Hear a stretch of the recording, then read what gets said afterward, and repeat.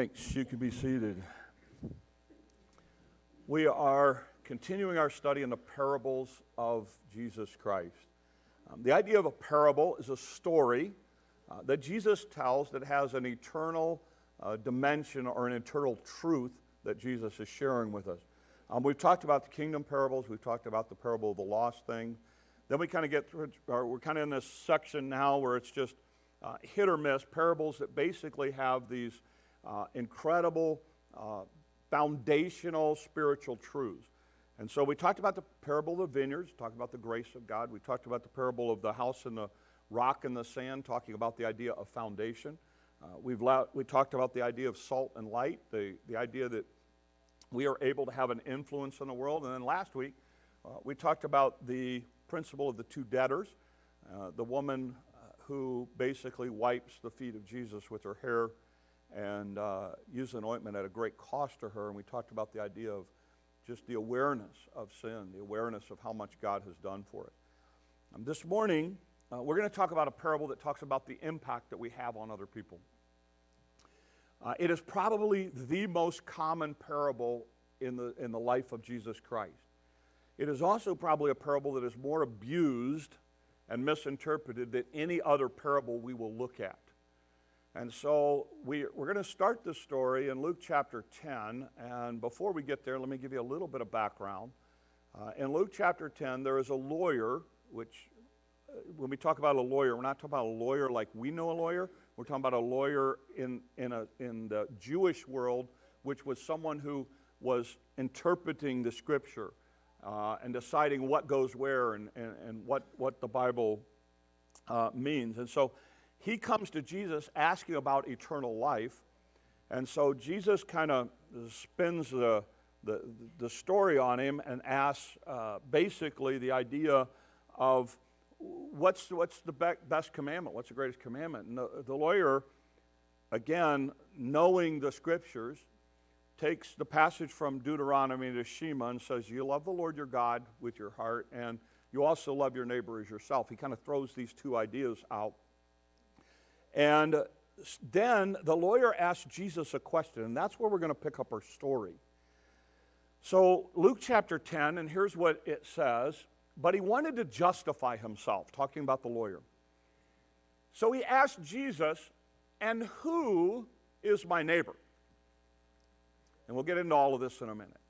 In reply, Jesus said, a man was going down from Jerusalem to Jericho when he was attacked by robbers. They stripped him of his clothes, they beat him, they went and they left him half dead. A priest happened to be going down the same road, and when he saw the man, he passed by on the other side. So too a Levite, when he came to the place and saw him, he passed by on the other side. But a Samaritan, as he traveled, came where the man was, and when he saw him, he took pity on him. He went to him, he bandaged his wounds, pouring on oil and wine, and then he put the man on his own donkey. He brought him to an inn, and he took care of him. The next day, he took out 2 denarii, that would have been 2 days' wages, and he gave them to the innkeeper. Look after him, he said, and when I return, I will reimburse you for any extra expense that you may have. Which of these do you think was a neighbor to the man who fell into the hands of the robber? The expert in the law required the one who had mercy on him. And Jesus told him, go and do likewise. So let's talk about the background of this, because it's really important that you understand the context of this story and you understand a lot about the culture at the time. So let's talk first of all about the idea of a lawyer. This was a person who would have understood the teachings of the Mosaic law in specific. He would have been able to interpret and define exactly what the law was saying and when it should apply.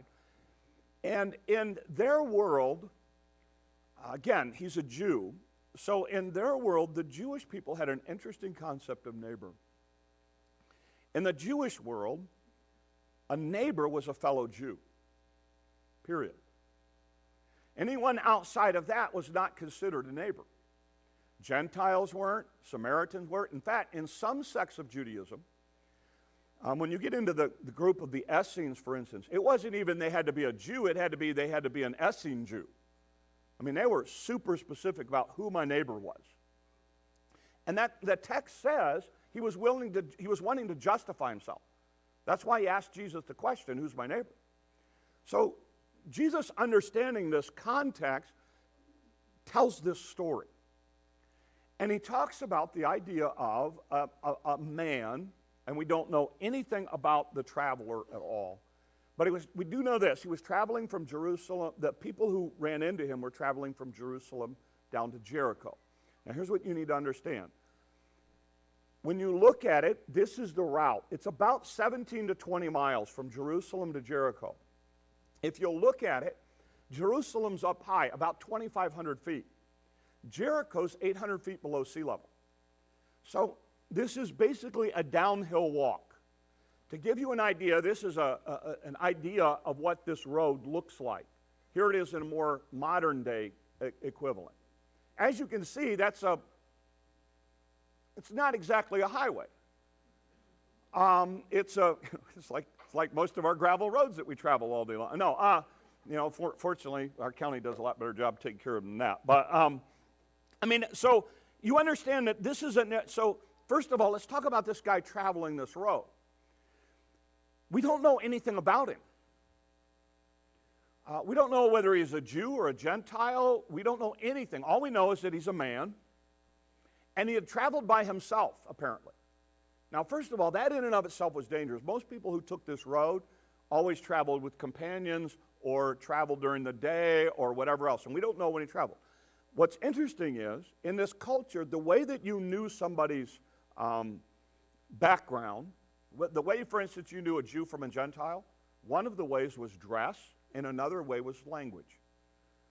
In this particular story, because he is robbed and stripped and half dead, apparently he can't speak, and we don't know what kind of clothes he was wearing, so we don't know anything about him. All we know is that he's on the side of the road and he's half dead. That's all we know. That's all we know about him. We don't know anything else in this story. And that's important. That's important because Jesus is laying the foundation for this whole story thing to make sure that everybody understands it. So we've got a guy laying there. He is half dead. We don't know if he's Jew or Gentile or we don't know anything about his nationality or whatever else. And we're told that it just so happens that a priest is on his way from Jerusalem to Jericho. Now here's what we know about priests at this time. There were about 1,200 priests that would serve at the temple in Jerusalem, and they would take rotating shifts. So it was a big deal. I mean, if you were a priest and you got to go and you got to serve at the temple, it was like a 2-week deal. You got to serve for 2 weeks at the temple. That's a big deal. We don't know why this priest was at the temple. We don't know if it was part of his rotation. We don't know if he had just made a journey there to worship or sacrifice or what else. But here's what we do know. He was coming from Jerusalem to Jericho. Now that's an important part of the story. Because some people will say the reason he didn't help the man is because he would have been defiled. That would make sense if he was going from Jericho to Jerusalem. Because he would have had to go through a great big purification process. But that's not what the story says. The story says he's going from Jerusalem to Jericho. He's already done his worship thing. Our modern day equivalent would be you're coming home from church. He's already done his worship thing. He's on his way back from having worshiped God or served God or been with God or whatever else. And as he's walking and he sees this person half dead, the Bible is very explicit. He gets as far away as he can and walks by him. Doesn't want to get anything near that. And he walks and he keeps on going. Then the text says, a Levite came along. Now, in that world, what would happen is you had the priests, and then you would have the Levites, and then usually you would have like the Pharisees. There was a whole kind of religious hierarchy, if you will. Below priests was a Levite. And for whatever reason, when the Levite sees this, We don't know if the Levite thought, well, if the priest didn't help, we don't even know if he knew the priest was in front of him. Or we don't know if he was right behind him. If the priest didn't help, maybe I don't have to help. But for whatever reason, when the Levite sees this, he gets as far away as he can, and he walks by. And then Jesus introduces the Samaritan. Now, you need to understand that when Jesus gets to this point of the story, I don't know who's listening to this story. I don't know if there's another group or if it's just the teacher of the law. But when Jesus uses the word Samaritan, if there's a group, there would have been a gasp. Because you need to understand that the Jews and the Samaritans hated each other. I mean, hated at a level that they did not even consider them human. They wanted nothing to do with it. Luke chapter 9, the Samaritans had harassed Jesus and the disciples. And so Jesus says, a Samaritan walks by. But the Samaritan's actions are much, much different. The fact that it's a Samaritan, first of all, would have shocked them. In fact, I'll show you how bad it is when we get a little bit further in the story. When he sees him, the Samaritan, he's got a donkey. Now, we don't know if he's riding the donkey or if he's walking with the donkey, but he's got a donkey with it. He comes over to the man, and he kneels down beside him, and he starts fixing all of the wounds.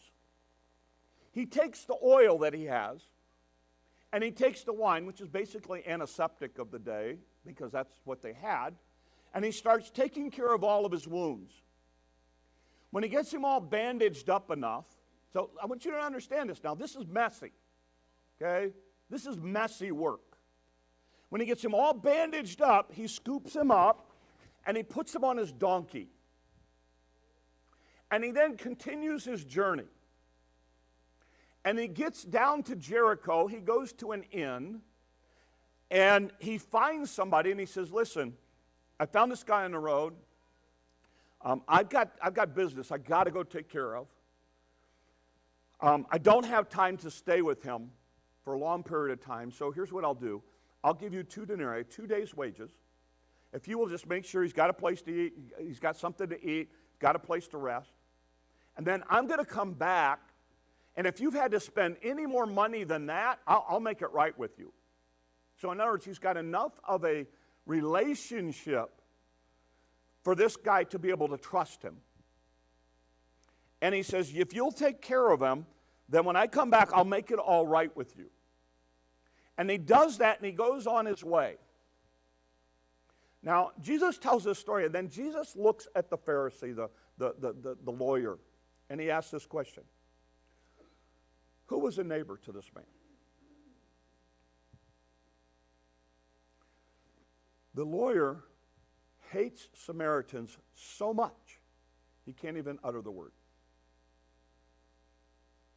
And he says, the one who showed mercy. He can't say the Samaritan. There's that much animosity to them. He has to look at him and go, it's kind of like, remember Fonzie? I'm sorry. Remember that? Kids, look it up on YouTube. But I mean, he can't even say the word Samaritan. And he goes, the one that had mercy.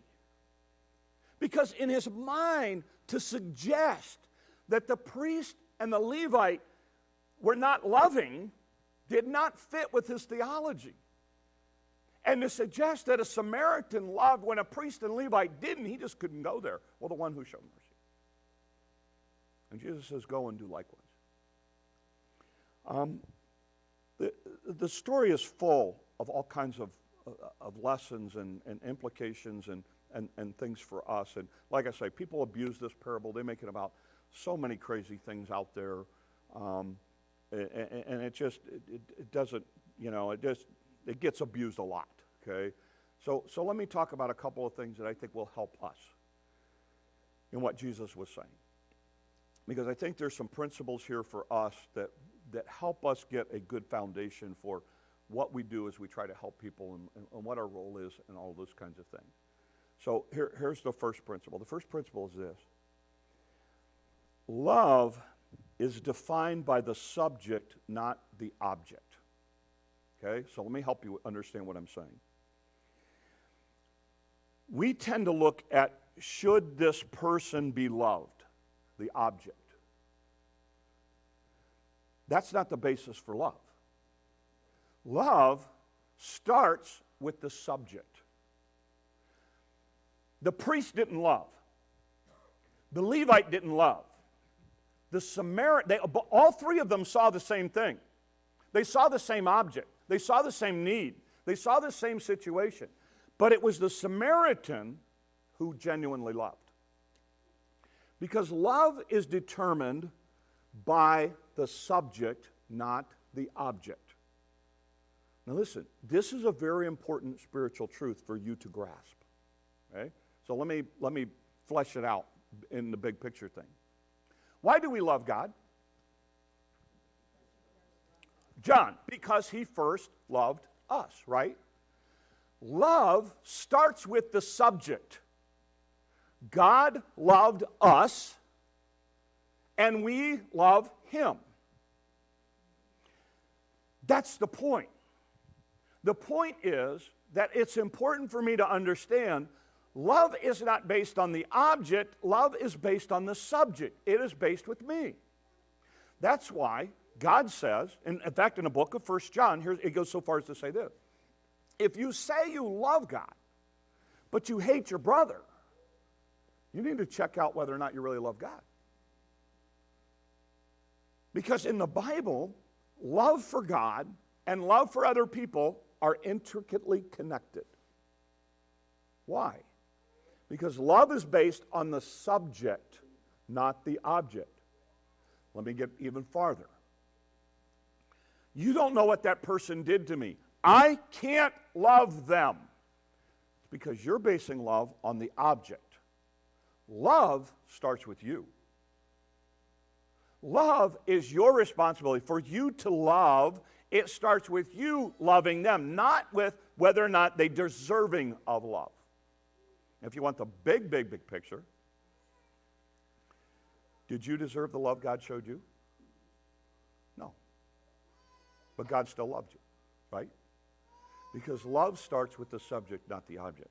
So in this story, one of the things that we see here is the Samaritan walking by, because he decides to love, reaches out in love towards that person who was there. And that's important for us to understand, because often we get into a situation where, like, you don't know what they did to me. I can't forgive them. I can't let that go. What they did was so horrible. Blah, blah. Stop.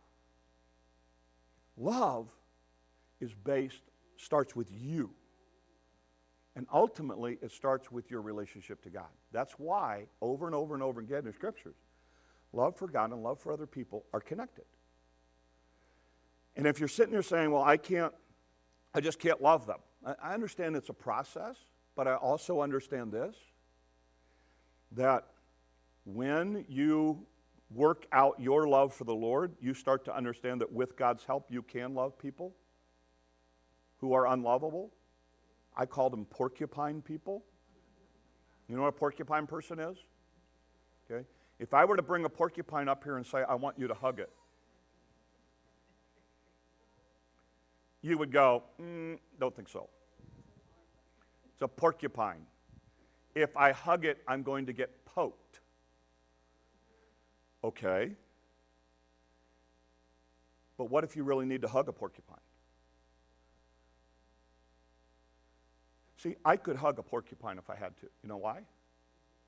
Because in our hot glass shop, we have these Kevlar gloves that go up to here. They handle heat at about 2,800 degrees before they start to vent, and they're insulated and everything else.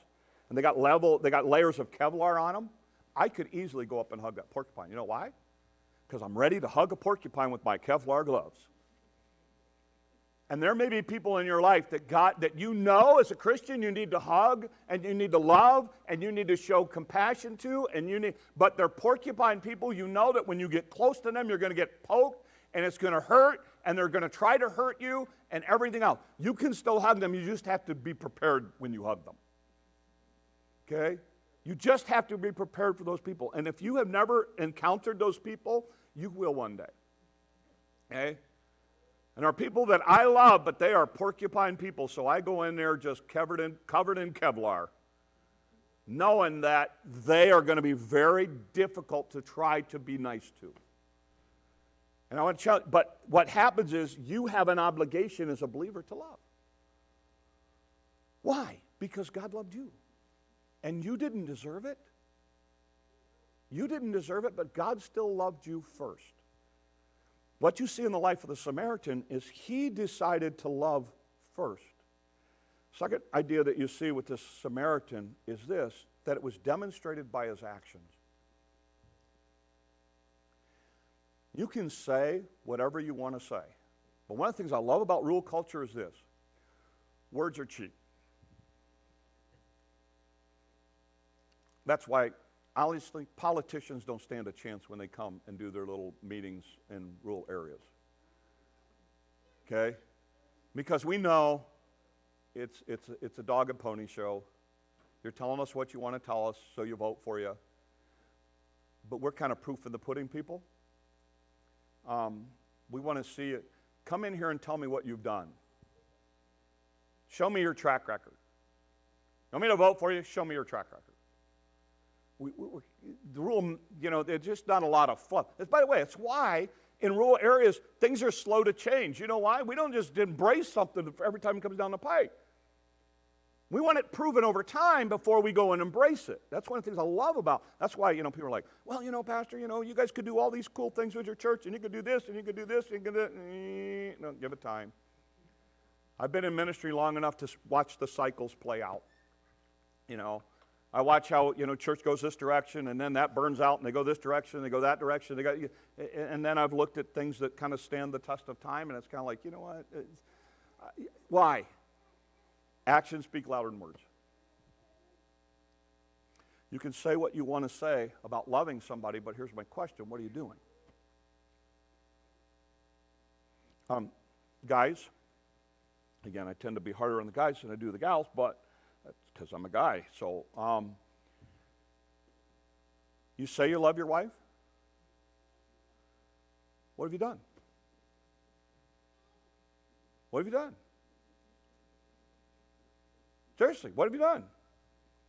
When we got married, I put a ring on her finger and told her I loved her. That ought to be enough for her. No, what have you done? Well, she knows it. No, what have you done? How have you shown in your actions that you love her? What does this guy do? At great cost to himself. Yeah, don't. Matt's a good guy. Be nice to him. Good nice. He'll get up and move somewhere else and sit, Be nice to the guy. You got it good. You got it good. Yeah, he just bought you a new four-wheeler. Yeah. But seriously, when we've got to get to that point, folks, where there's some action behind what we say. And that is so important because you can say, what does this guy do? He actually gets off of his donkey, or he takes his donkey, he kneels down, he uses oil, which would have been expensive for him to use, wine, he takes 2 days' worth of salary, pays for the guy. He doesn't even know this person. Now, here's the crazy thing. You know what's really crazy about this story? In this world, in the mind of the Jewish people and the Pharisees and things like that, they actually could have written this story off. You know why? Because in that culture, there was a belief that the only reason you would help somebody like that is if you were responsible for their condition. There's actually a mindset that said the reason he helped this guy is because one of his friends had robbed him. And he wants to know something even crazier? If he was a Jew, technically the oil and the wine that he used to take care of him would have had to have been consecrated at the temple or at the synagogue. Otherwise, so in other words, it's this issue of the priest who may have had oil with him didn't want to use his consecrated special oil on somebody he didn't know. And the Samaritan, who probably didn't even have a consecration ceremony thing because he didn't care about any of that stuff, decided to use it because here's somebody that needed help. And the Samaritan, with his actions, that's why Jesus said, who showed love? Who showed mercy? And this guy has to go, well, the Samaritan. I mean, a great personal sacrifice. And by the way, understand, this was messy. This was messy. He had to get clean cloths, either from his own, whatever's on the donkey, or take off part of his coat and rip it and bind him up and put oil on it and clean off the whether he'd been beaten or stabbed or whatever else, clean up all of the blood and the gunk and the dirt and everything else that would have gotten in. This was a messy job. And here's what you'll need to know. You need to learn this. If you think when you can show love to somebody it's not messy, sometimes it's really messy. Because here's what I've learned. When you get involved in people's lives, it's messy. It's messy. But you know what? If you genuinely love, you look past all of that. That's why Scripture says, putting pieces together, love covers a multitude of sin. That's why somebody can come up to me and be mean or harsh or whatever else to me, and I can look past it. Why? Love. Love. Well, you know what? I'll just pray for them more because I know they're having a really tough time. Love. That's what we're talking about here. But love has an action towards it. It's active. And what I would say is, you can say all you want about love, but what are you doing? What are you doing? One of the things that's interesting is I see three attitudes towards this guy that I think help us. One of the attitudes is the guy who robs him. You know what the guy who robs him says?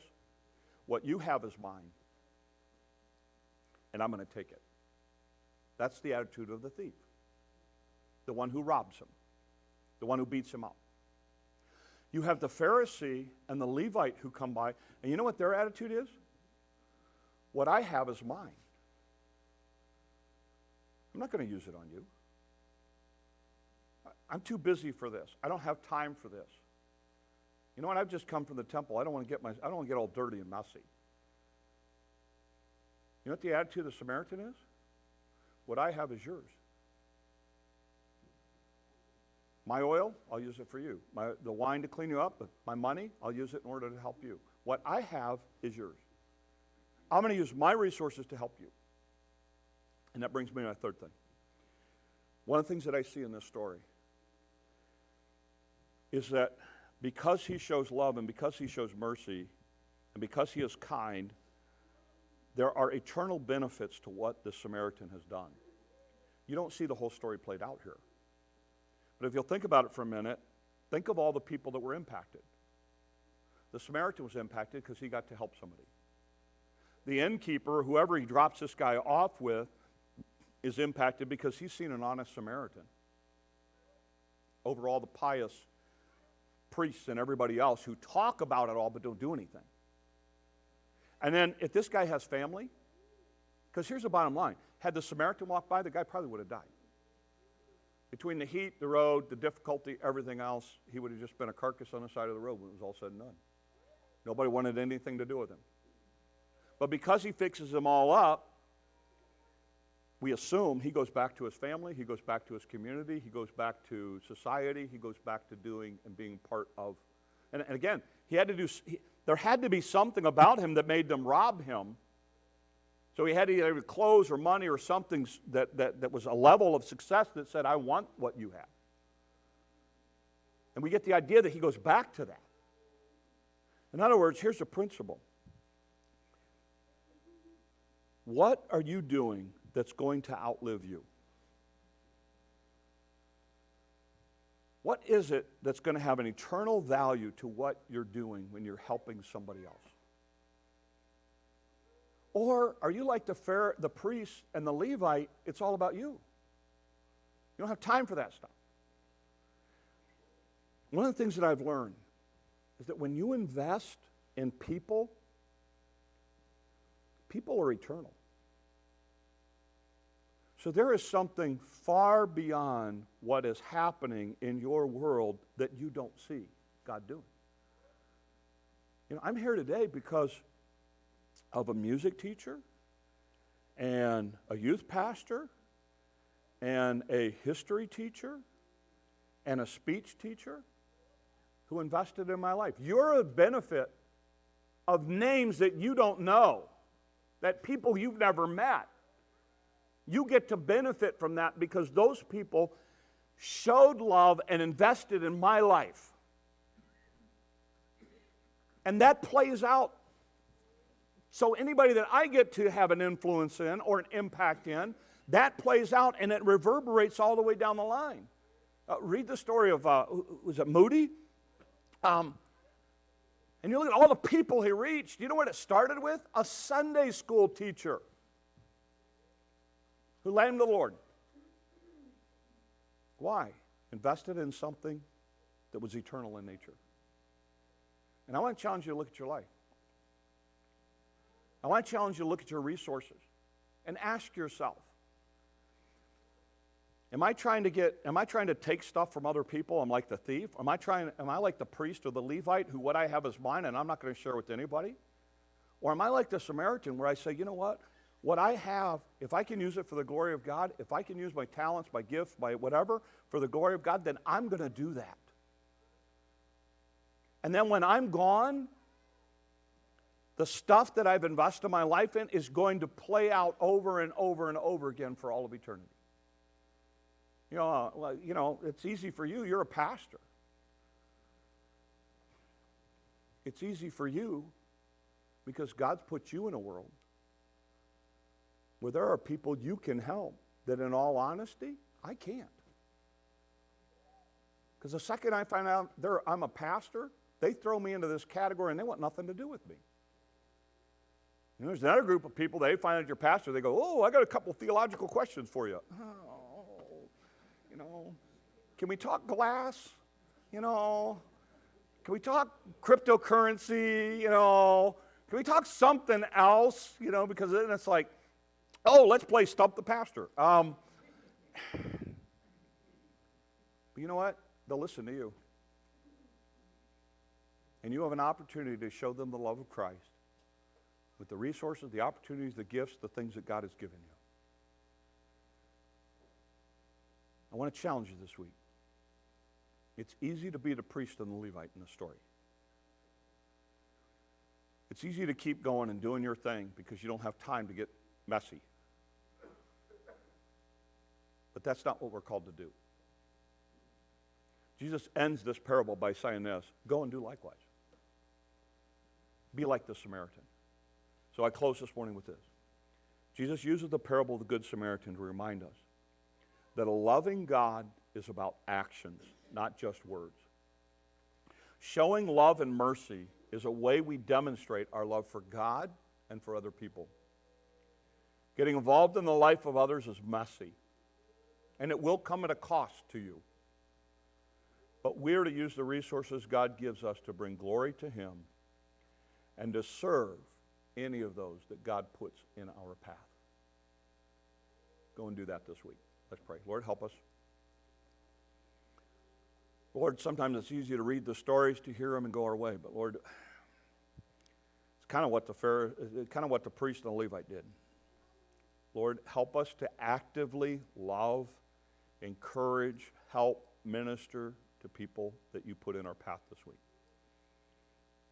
Lord, in those times that we're too busy, in those times that we want to move on to something else, in those times that we want to walk by, tug on our heart, help us to see the opportunity you've put in front of us and use us so that when it is all said and done, Lord, people may see Christ in us and ultimately have Christ in their own life. These things we ask in your name.